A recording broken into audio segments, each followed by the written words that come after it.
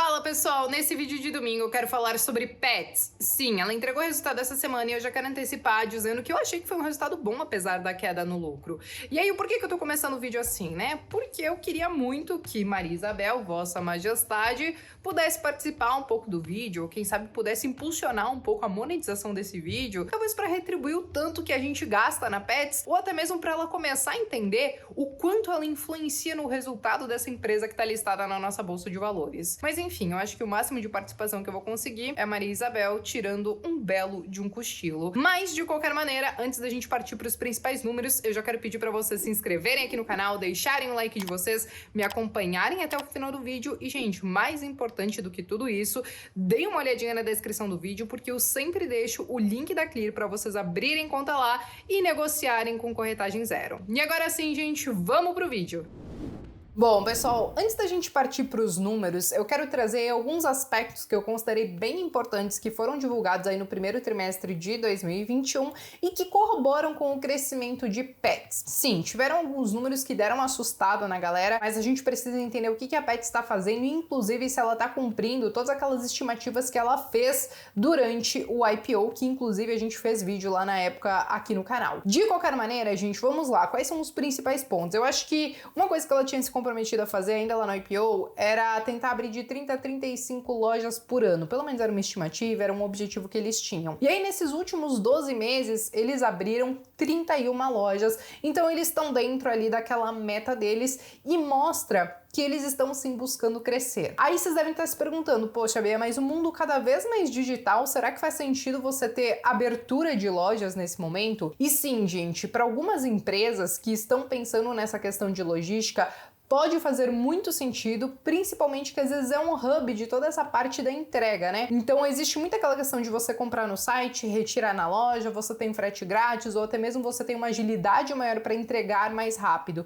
Então a gente tem visto que algumas varejistas, inclusive, têm feito isso. Você pega a Magazine Luiza, a própria Via Varejo, que na verdade agora é só Via, eles têm entendido que a abertura de lojas vai muito além de simplesmente você ter ali uma loja física para expor os seus produtos e vender, mas também serve ali como um hub de logística. Então, nesse caso da Pets, essa é uma estratégia importante. Outra coisa que eu achei interessante é o lançamento, né? Eles anunciaram que eles vão começar a trabalhar, então, com planos de saúde para pets. E o que a gente entendeu com isso, né? Como vocês podem ver nessa matéria aqui, a gente teve a Porto Seguro, então, apostando no mercado pet, ficando com 13,5% da Pet Love, inclusive anunciando seguros de vida para cachorro e essa questão de plano de saúde também. Então, quando a gente fala da própria Pets, ela entende que não pode ficar para trás, então ela começa a trabalhar com essas alternativas. E para ela, isso até tem sim uma sinergia muito boa,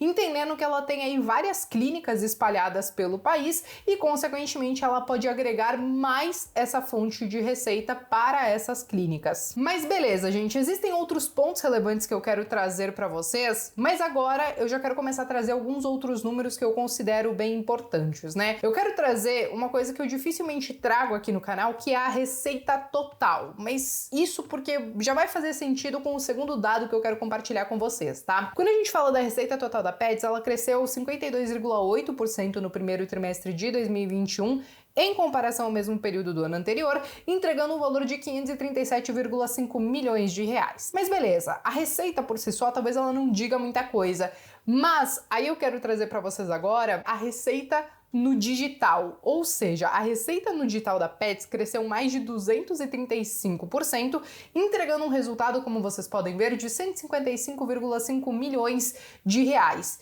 E isso é muito importante porque lá na oferta de IPO, eles já tinham falado da importância de expandir nas lojas, mas ao mesmo tempo ter uma penetração maior no online. E eu vejo que eles estão conseguindo fazer isso sim muito bem. Agora, um outro dado muito importante sobre toda essa questão da receita total que eu acabei de trazer para vocês é justamente as vendas digitais, que chegaram a ser 29% desse valor total.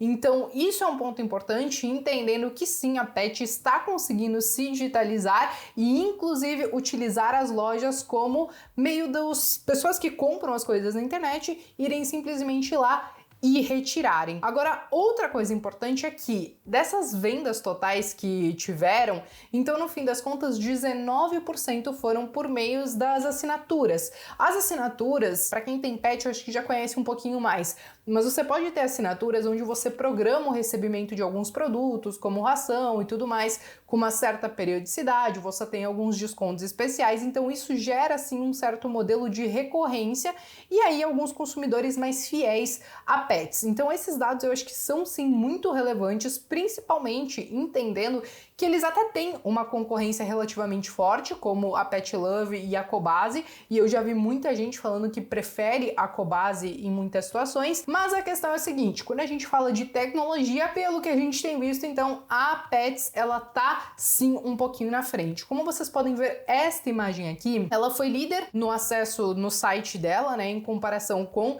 as suas concorrentes, e quando a gente fala do app, ela também, né, teve o app mais baixado. Então esses dados ela tirou aí junto com o Google Play, com a Apple Store, enfim. A gente tá vendo que sim, ela tá tendo muito acesso no online, tá conseguindo ter aí muitas vendas no digital, entendendo que 29% das vendas foram do digital, e ela tá conseguindo crescer e avançar bastante nisso. Por isso que quando eu trago para vocês, por exemplo, que o lucro líquido caiu 40,7% em relação ao primeiro trimestre de 2020, isso nem é o mais preocupante para mim, porque eu tô vendo que estruturalmente e estrategicamente ela tem conseguido fazer bons avanços. E essa questão do lucro líquido ter sido menor, ela também atribuiu alguns não recorrentes que eu quero até listar para vocês, tá? Porque ela trouxe que alguns não recorrentes foram justamente o aumento no CAC, que é o custo de aquisição dos clientes. Então, quando você começa a falar do meio digital, a gente entende que eventualmente isso pode ter um custo maior de propaganda e tudo mais. Então, teve esse aumento. Não sei exatamente se isso efetivamente é um não recorrente, porque eu não sei como que é a estratégia deles de marketing daqui para frente e se talvez eles vão conseguir diminuir esse custo, de que maneira eles vão diminuir esse custo, mas alguns outros não recorrentes que eles pontuaram foram algumas despesas maiores com frete, com a questão do transporte, né? Então a questão da logística, que eu acho que eles ainda estão fazendo todo esse ajuste com as lojas novas e com as lojas que já existiam, e também atribuíram que um outro não recorrente seria o aumento no custo das embalagens, por exemplo. Então a gente viu que tudo ficou caro no ano de 2020, a gente tá com o IGPM, por exemplo, acima de 30%, a gente tá com o IPCA acima de 6%, consequentemente alguns produtos em si foram mais afetados. Ainda assim, olhando todos esses não recorrentes, eu vou ser bem sincera, tá, gente? Eu fico muito na dúvida se realmente isso vai se encaixar como não recorrente, mas a gente só vai saber nos próximos períodos, porque eu fico na dúvida se, por exemplo, as embalagens não vão continuar cara nos próximos períodos, eu fico na dúvida se eles vão conseguir efetivamente diminuir o CAC, mas de qualquer maneira eles atribuíram que o aumento na despesa operacional, que foi quase 60% maior do que o primeiro trimestre de 2020, foram em relações a esses pontos que eu trouxe para vocês. Eu acho que cabe a gente ficar de olho e acompanhar bem de perto mesmo se tudo isso realmente vai ser um não recorrente ou se, por exemplo, no próximo trimestre isso volta a se repetir e aí a gente começa a entender que não é um não recorrente como eles estavam prevendo, vamos dizer assim, né? Mas beleza, gente, vamos falar sobre alguns indicadores e como eles ficaram. Quando a gente fala da margem líquida, ela ficou em 3,16%, então a gente entende que empresas do varejo como um todo, elas têm uma margem um pouquinho menor, então elas ganham muitas vezes na quantidade. E aqui a gente fala sobre o ROI, que ficou em 9,24%. A gente sempre busca um ROI ali em torno de 10%, se for acima disso ou acima até de 20% melhor, mas esse número aqui eu considero que é ok. Eu entendo que ela tá buscando crescer bastante aí nos próximos períodos e talvez a gente consiga ver esses resultados efetivamente um pouco mais pra frente. Agora vamos lá, gente, questão da dívida, né? Dívida líquida pela EBITDA dela é super tranquila, ficou em 0,2 vezes, então assim, ó, é uma dívida muito baixinha e cabe ressaltar que ela diminuiu bastante bastante esse indicador, porque há um ano atrás, por exemplo, essa dívida líquida pelo EBITDA estava em mais de 1,9 vezes. Mas ok, gente, agora vamos para o último ponto, mas não menos importante, que é a questão de preço, né? Muita gente fala assim, caramba, Bea, mas Pets já subiu demais, Pets está negociando a um preço-lucro muito alto, e aí, né? Pois bem, gente, a gente tem que entender que, como vocês estão vendo aqui nesse gráfico, ela sempre teve esse histórico de ter um múltiplo um pouco mais alto, sempre ali acima de 100 vezes, por exemplo. E agora ela está negociando, então, acima da média de preço-lucro dela, né? Considerando desde que ela fez o seu IPO, pelo menos. Muitos diriam assim, olha, eu acho que ela está cara. Se a gente olhar pura e simplesmente esse múltiplo, sim, provavelmente ela está cara. Só que eu sempre digo para vocês, não há nada que já não esteja tão caro que não possa ficar mais caro ainda.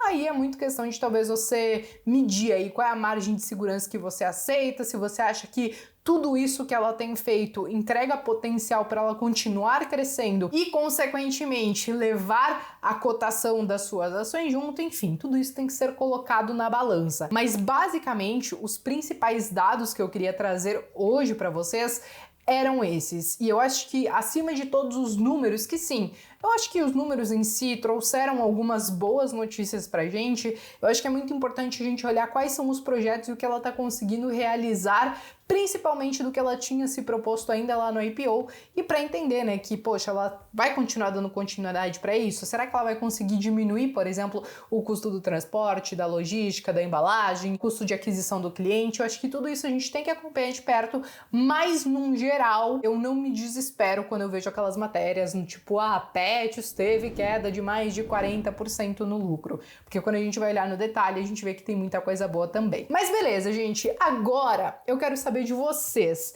Vocês investem ou vocês investiriam em Pets? Escrevam aqui nos comentários que eu quero saber. Tenham um bom domingo e eu vejo vocês então no próximo vídeo.